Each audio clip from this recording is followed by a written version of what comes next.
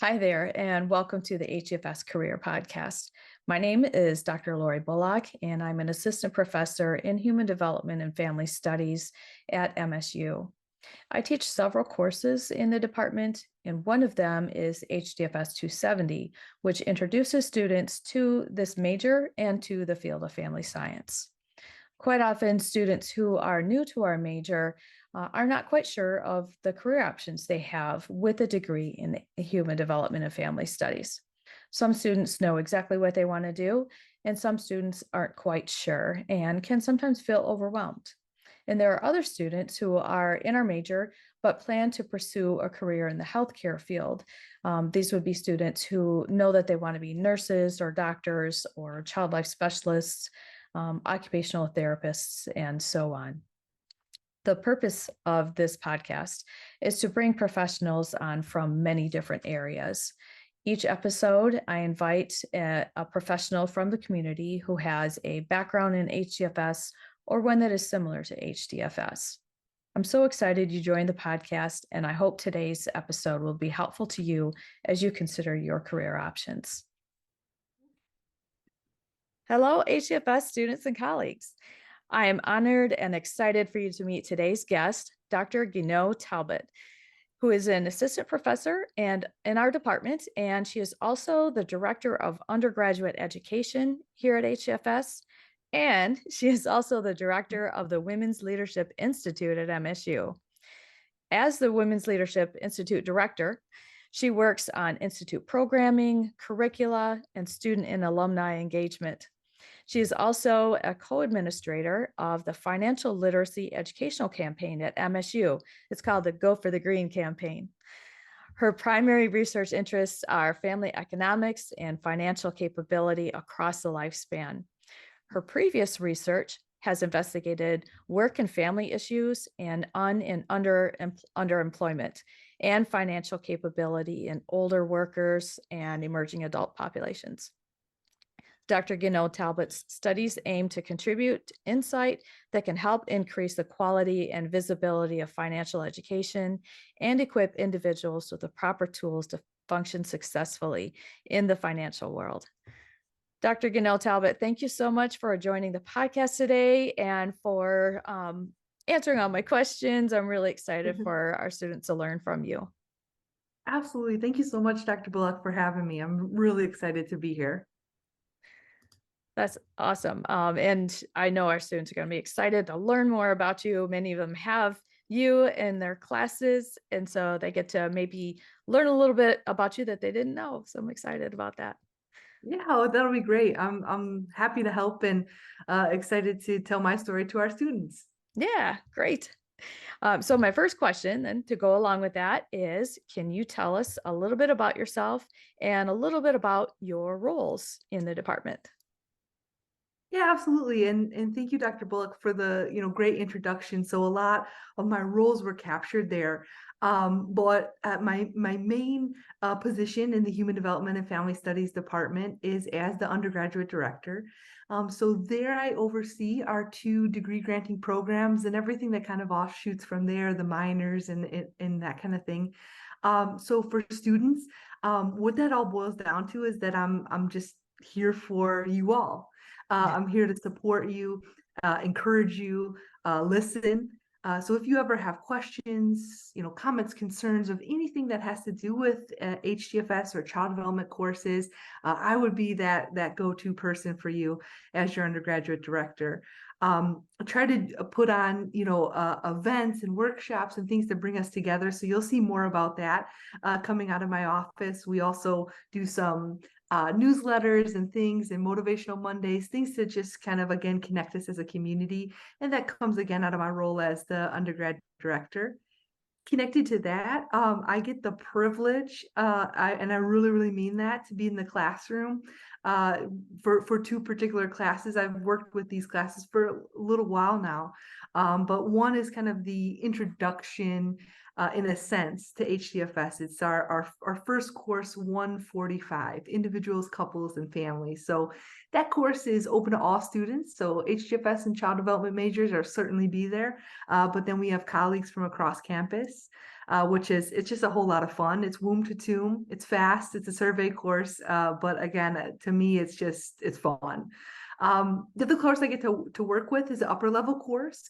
So this is for our HDFS majors particularly, and that's a family resource management course.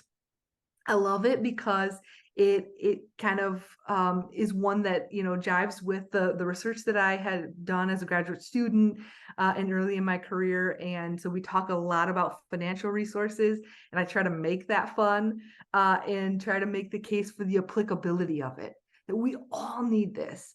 Right. I always joke and pick on algebra and chemistry, and that's just because I'm not a STEM person. So sorry if you are, but this stuff we'll use across the 4 years that we're here at MSU, and certainly as we emerge from the university. So I have a lot of fun in making that case.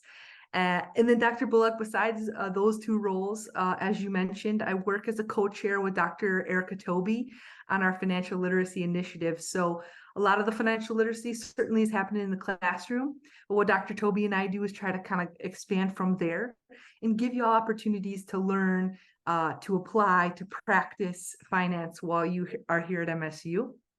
And finally, and really another one of my favorite roles is a pleasure, a privilege, an honor, it's all of it, is to be the director of the Women's Leadership Institute. That gives me great joy to work with the students, the alums.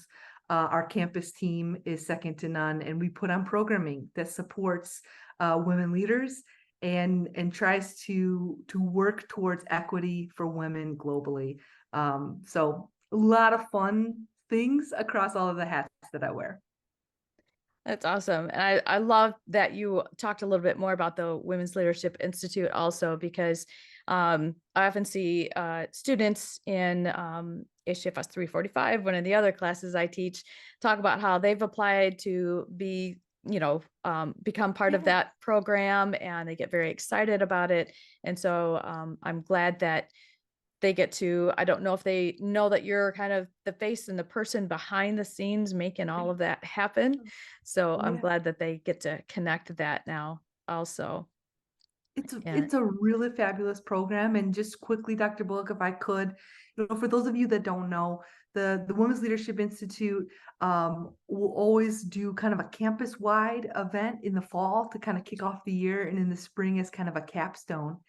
But in between that, we are now in our third year of something that I created called the Student Cohort Program. And so, Dr. Bullock, I think that's exactly what you're mentioning there with your 345, students. This is an application-based program, so we're always getting applications end of summer, beginning of fall. And then it's a program that lasts the academic year, where you work on networking, you work on resume building, interview practice. There's a mentoring component to it now. And so it's really, really a rich program. It is recognized on the Spartan Experience record. So you can get, kind of seen for the great work that you're doing in that co-curricular record. So that's a quick, minute about the WLI. But if you're watching this and you're interested in what we're doing there, or with financial literacy or anything with HDFS, please let me know. Hopefully through Dr. Bullock, we can get my contact information out there. yeah, absolutely. It sounds like a great resource and great experiences that they get, and they can put those things on their resume, which looks awesome for them. Awesome. Yeah. And then the financial literacy part, I think you're right in that, the financial family resource management course that you teach, but also the financial literacy stuff. It's so important. Those are those life skills that people need, not just for a course. Some of them go on to do that to work with families, but also in your own personal lives. It's just so important to know how to do. It really, really is. And that's why that aspect of my job is a joy, because it's equipping all of us with necessary skills. Yeah. Absolutely. Yeah, absolutely. And then your role as the director too, just being able to help students and working with the other academic advisors in undergraduate education. And they're amazing. Y'all are an amazing team. And I hear that from students all the time of, I love working with Megan or, Mhm. Ginny or you. And so um, you all are a great resource for the students. Thank you for saying that. And I'll just say Megan and Ginny, and if you're watching this, you know them, are just the best on campus. So we were really, really blessed with having them and the one-on-one personalized care they give our students. It's really I great. agree. Yeah, I agree. And I love all that you're doing to outreach to the students to try to make HFS, make them know that this is their home for this degree, and just Yeah. helping them be engaged. And you always provide so many resources for them to either get involved more or other types of resources they might need along the way. So, Yeah, that's the hope, really. I mean, um, Dr. Bullock, you and I kind of went through graduate school around the same time, and one of the things that really attracted me to HDFS was the sense of family, and kind of maybe seems cliche, right? Well, it's in the title, but no, it really was true. That HGFS at MSU really gave that to me, and I know to you as well, Dr. Bullock. And so, if we can do that in some small part for our undergraduate students, I mean that's really, a desire of my heart to make sure that we feel community and we feel a sense of family as all members of HDFS. that's great. And I hope our students feel that too, and know Yeah. that. So, yeah, that's great. So you've talked about all the roles that you have, and so this might be a hard answer or hard question to answer, but let's give it a try. And if it doesn't work, that's okay. But d- can you walk us through what either a typical day or a typical week might look like for you, for someone in your kind of roles? Right. Yeah, I know it is a bit tricky because I'm balancing, a couple of different roles, a couple of different directorships, that kind of thing. But everything kind of starts and is organized around my classes. And I think, Dr. Bullock and all of our other fabulous, excuse me, faculty would kind of say that, those classes are so important to me. And so when I have that schedule, then I can kind of, again, organize around there. So my classes happen to typically fall like Tuesday, Thursday. So those are class days for me. That's class prep, that's time in the classroom, that's answering emails, student questions. I kind of block that off. Um, in this world, the academy, Fridays are meeting days, right? So if we're kind of thinking about it, so I block off at least these 2 days dedicated pretty much top to bottom for my classes. Fridays is where you're catching up on every other thing, every committee, every other, project that you're on. And if so, to then it really boil back down to Monday, Wednesday, becomes a time where I am working on my to-do list. And that to-do list is going to have things that are going to prep me for Tuesday, Thursday classes, that is helping me with the WLI, what we're working on. We have, again, it's an academic year program, our student cohort program. So we have events going all the time. I'm meeting with alums all the time. So I'm, fitting that all in. So it's busy. But I've been able over the years to kind of get in a little bit of a rhythm that way. So I definitely have, 2 good days of to-do list work, 2 good days of class dedication, and then that last day of meetings and things of that nature. So it all works. The secret sauce for me is a list. Like so people use planners, people use post-it notes, whatever. I have kind of an electronic to-do list that I have on my phone. And I could do different categories and coloring and all kinds of things that just help me know kind of who's on first, where we're going today and what we're doing. Um, that's critical. That kind of keeps it all glued together. So that's a bit of a taste of kind of the week. It's pretty end to end, as I know it is truly for most of our students and faculty as well.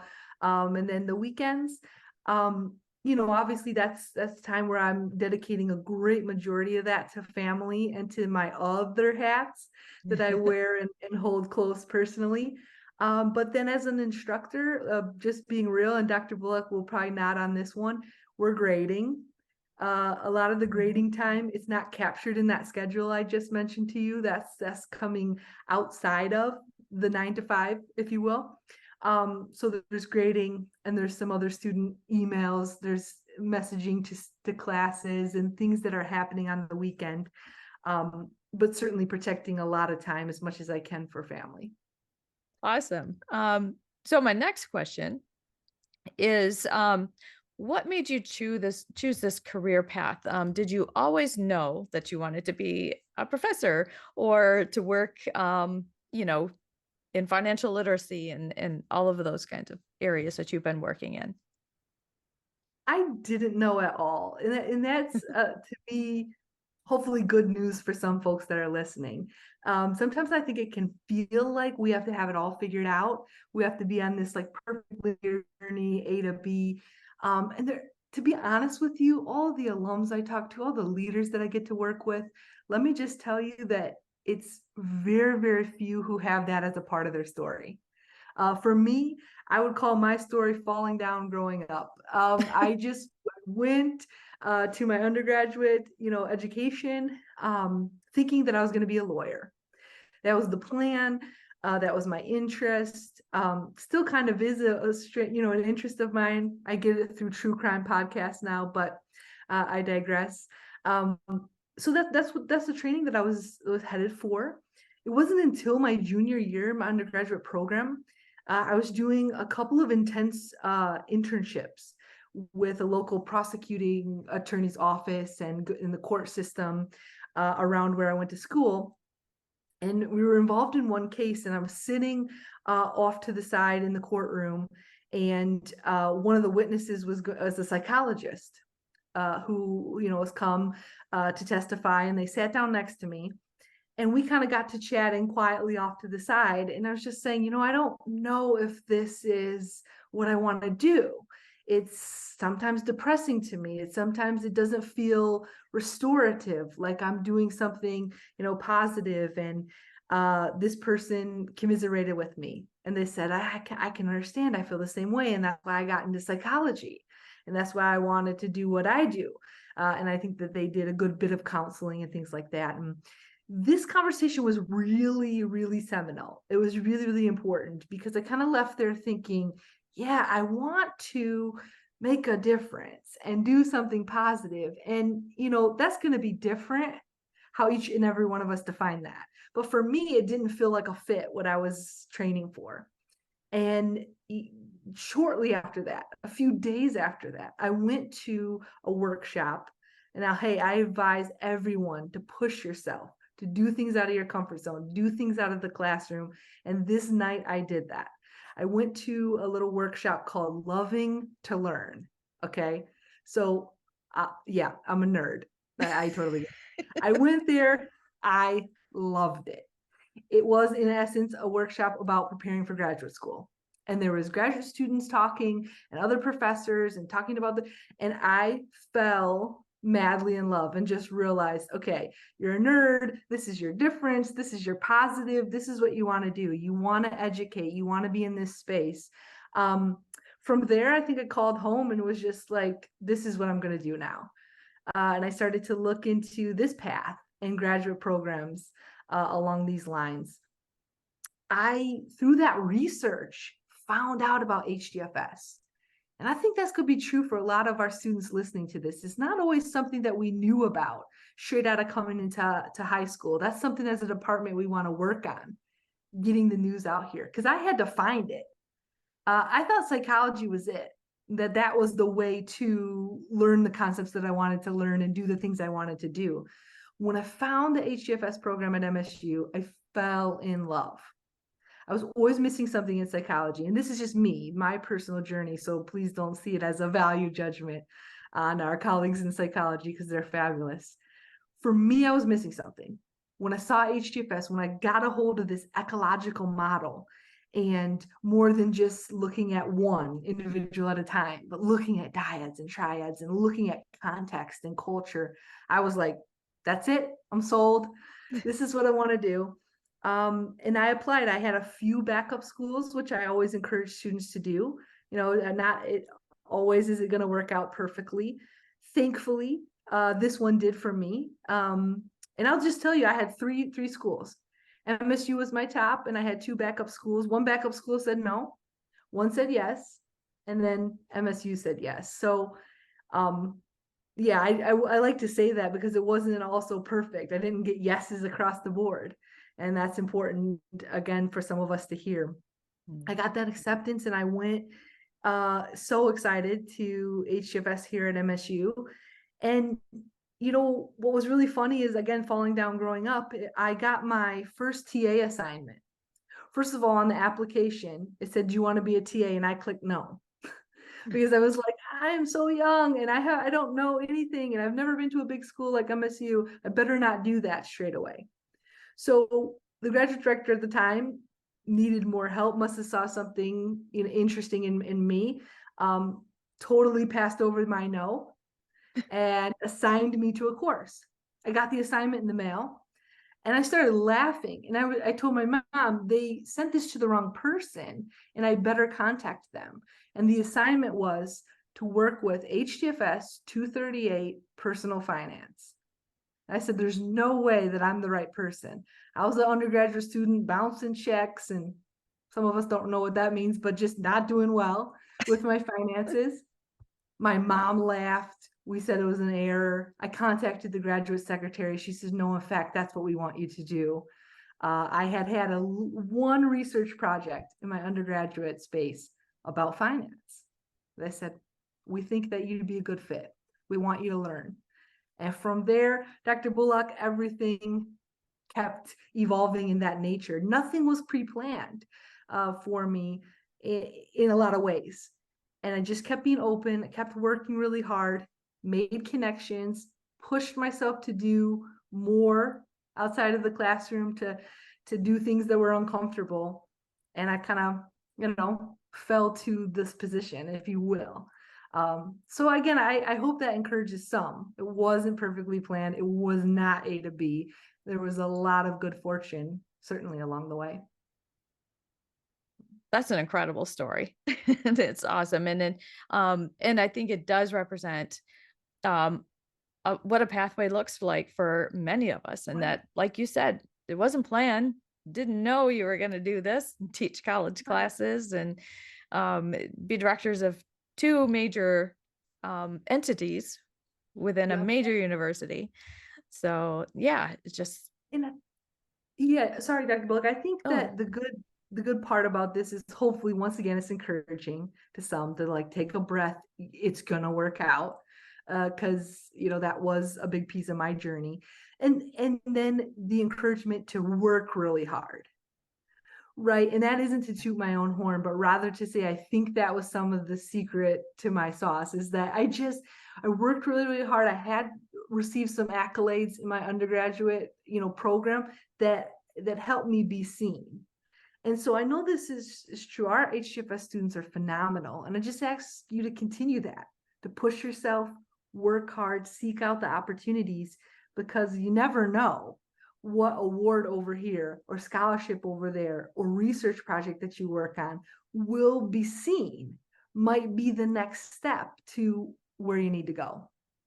absolutely. And it doesn't mean that, that's only for people going the graduate school route. Right. Because while that is true, those are also great opportunities for people who don't want to go to graduate school, but want to go and work out in the field, because it still opens up, you learn so many skills.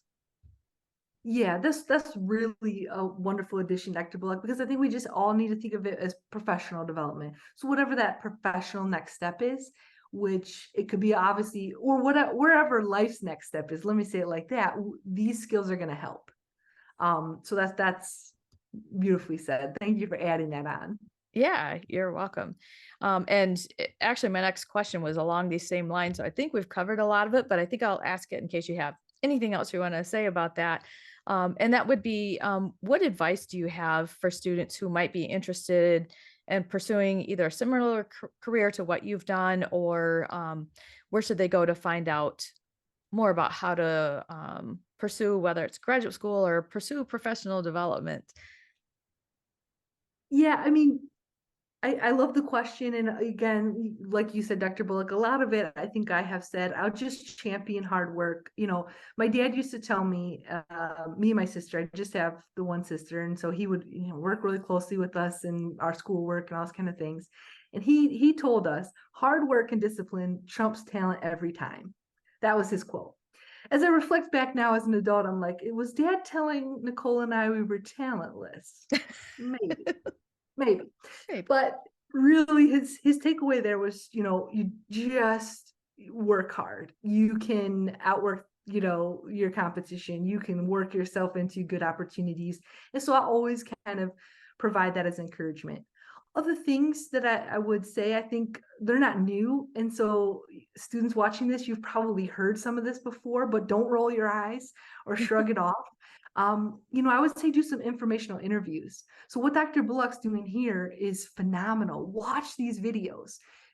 Take a look at the different faculty, staff, and graduate students we have in HDFS and hear about their paths.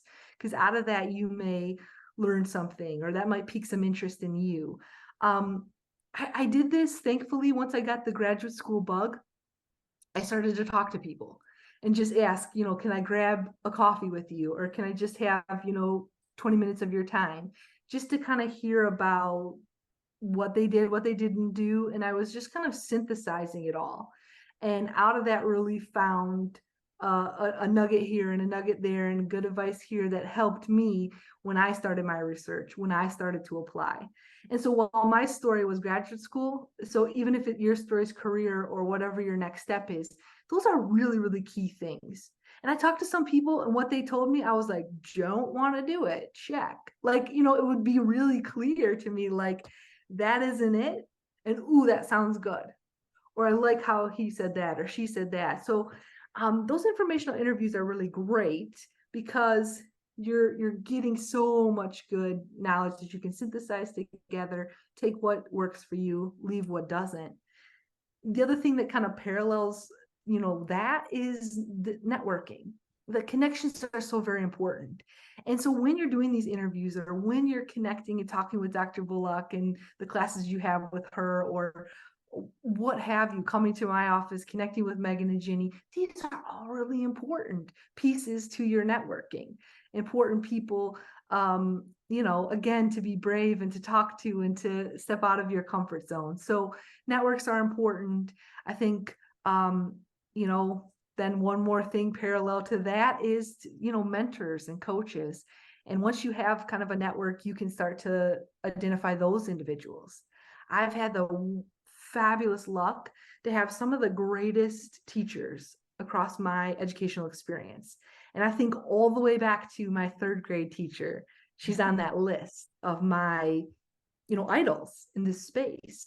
And, those people were mentors and important people, sponsors, advocates, coaches to me, so it all will change based on your needs, but look for that, cultivate that. It's really important, I think, and can be very, very helpful to getting you where you want to go next. Those are some really great points. I loved all of them. The informational interviews, such a great idea, to just interview lots of people. And I like how you said, not only does it give you good information and new contacts, but it's like you said, maybe you don't want to do that once you learn more about it. So it's another check of list of, okay, I don't want to go that way. It was a great talk, great meeting that person. Don't really want to do that, but I'm really glad I did it and talk to them. Yes. Yes. And then others, oh, that was really interesting. Maybe I should look into this more. So Exactly. yeah. It really does work that way, y'all. It really does work. And most everyone, you talk about faculty or anyone, your bosses, your managers, whatever, are really willing to talk to you, to talk about, everyone likes to talk about themselves, to talk about their journey. But don't be shy. I think you'll get really good responses and then some really good data to work with. Yeah, that is one thing that I hope that our students learn and really get one of those take home points from watching these episodes is be willing to step out of your comfort zone. And what does that look like for you? For each person, Yeah. it might look different, and some of it's really hard. But once you get started, you feel so good about it. 100% true. Yes, and it gets easier. So like Dr. Bullock said, whatever it is, maybe it isn't hard for you to talk to people to make connections or what. So you fill in the blank, but with practice, yeah, I mean, I think you start to build the muscle, build the habit, and it gets easier. Maybe Yeah. not right away, but it will, trust me. Yeah. Even for an introvert like me, I consider myself an introvert. And you may not know that. I stand in front of people and talk for my Right. living. But I am. And so challenging myself to do that, to step out. And I know that we have students who run the gamut of introverted, extroverted, or outgoing, to where they might be challenged by that. But once you do it, you just really learn so much about yourself and about opportunities and possibilities. Yeah, absolutely. I love that. And I love to for everybody, who's watching to hear that story of Dr. Bullock's an introvert. That could really encourage some folks to say, yeah, and she is able to, do X and Y. I remember with the WLI, we had one of our executive board members. She was the general counsel for McDonald's. Okay, y'all, she was like a big deal. And she sat, and one of the first times she addressed students in a panel, she said, "Oh, I'm a very much an introvert. Do not like to talk to people. Find that uncomfortable." And yet she was running boardrooms. And so I think that was one thing that has always stuck with me and stuck with so many of our students to go, yeah, we don't have to look, act, feel, have the same particular strengths. I mean, we all, have what we need, and we can be leaders. We are leaders wherever we're at. Yeah, such a great point. Such a great point. And that, anybody can do, what you said. It all depends on what is meaningful for you. And so that's why I love Exactly. these conversations, is, hearing about the different ways that people find things that are meaningful to them. Yeah, Um, yeah, it's a lot yeah, of fun. yeah. It is. It definitely is. And you've talked a bit about networking and building connections, and for stepping out of your comfort zone. But I do want to ask, are there, like, in your areas of interest, are there specific organizations that you like to touch base with, like some of the conferences to go to? Are there things like that that you like to stay connected? Yeah, that's a great question. I I think there's just such a plethora of options there. So when Dr. Bullock mentions conferences, I think professional organizations are a great place to start. And I know that this is talked about, I believe, in HDFS 270. So pardon me if I rehash some things, but I think, in our field of HDFS, there's, a couple of professional conferences such as NCFR, the National Council for Family Relations, that, give great student rates. Could be something that you could potentially attend or at least be a member of, that could help you to build, so many professional development skills. So that's an option. But then there are things on campus, that where you can start to do this. It's a little closer to home. We have research poster sessions, and things like the WLI or other campus groups where you can, get involved, start that professional affiliation, start networking, and getting yourself out there as a professional. So I think there's so many great options, there, and it just kind of comes down to what you're interested in. What do you think is next step for you? If you have any idea there, and if you have questions about what may be a good fit, I think that'd be something I'd love to talk to students about.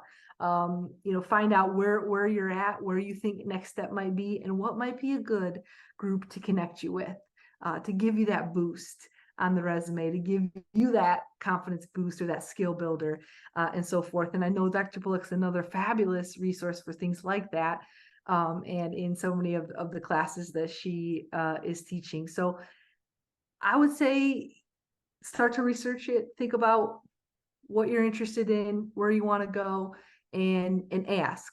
And I'll certainly raise my hand to be, a help to try maybe to plug you in somewhere where you can start building these skills. That's awesome. Thanks for offering that, because I hope Yeah, some students take you up on that. yeah, exactly. Yeah. One quick question. Knowing what you know now, what do you wish that you had known early in your college career? Yeah, well, that's always a fabulous question on any, group or panel. I love a question like that. I think that I started all of this advice that I'm spewing out. I really didn't heed it until near to the end of my undergraduate career. It was kind of that like halfway my junior year when I was like, this is what I want to do, and now I'm going to get in the game. And, and I just hope for anybody watching who is at that point, hey, one, it's never too late. So start, so press in, so take opportunities, get outside of your comfort zone, do all these things. It's never too late. But if anybody's watching and you're closer to the beginning of, your collegiate career, I wish I started sooner. I just really do. Two instances just recently came up with my WLI student cohort. Several of the members are freshmen or sophomore, and I'm just amazed that, at that early stage and younger age, that these students are like, this is important, this is going to help me, and plug in and get past, any doubt, any fear, and so forth. And that was the same thing. I also recently was a part of a financial literacy little workshop, I guess I would call it. And all around the table was nearly everyone was a freshman. And this was they had to sign up and be early about it. It was select. And I thought, wow, it was just really impressive. So all this to say, what would I wish I would have done differently is I would have started earlier to go to things, to take advantage of clubs, to, even one of our alums said, hey, go, Michigan State's a beautiful campus, walk it, sit in the gardens, read a book. Like, I wish I didn't go to undergraduate here, but even in my graduate studies, I wish I would have kind of smelled the roses a little more, started earlier, and plugged in. So that's kind of, I think, what I would say is start. That's great advice. Starting somewhere. So my last question is it okay if students contact you if they have questions? Yeah, And either absolutely. I would say that even if it wasn't part of my job. But absolutely, as your undergraduate director, I am here for you and want to be a resource, want to be a support, source of encouragement, or problem solver. So just know that that's my role as undergrad director. And then, of course, some of us have already met in the classroom or will meet in the classroom. And then, as your instructor, I'm here for you. So there's many hats that I wear. That it's just a joy when I can connect with you all. That's probably for Dr. Bullock and pretty much everyone here, y'all, in the faculty. That's what we're here for, and that's where our great joy is you and connecting with you. absolutely. Thank you for that. So I will include your email address in the description of this episode. It'll have your Awesome. bio and then your email address so students can reach out. That sounds So great. yeah. Well, thank you. It has been so much fun having you on the podcast. I really enjoyed hearing about your experiences, your career path, but love all the advice you've given for students. I hope that they take that to heart and really follow the excellent advice that you've given today. So thank you for joining me. Thank you so much, Dr. Bullock, for having me. This was fun. I was looking forward to this for a little bit of time now. And thank you to everybody watching. And please reach out. I'd love to connect with you. Absolutely. Thank you for joining today's podcast and meeting Dr. Guinot Talbot. It was a joy to have her on the podcast today, and I hope you learned a lot from her, from all of the great advice she had to give to you and to any student who is thinking about their next step in their career, whether it's HDFS or otherwise. Join me again soon for more interviews with other professionals, and hopefully you will learn a lot about the options that you have available to you with a degree in HDFS. I hope you enjoy the rest of your day.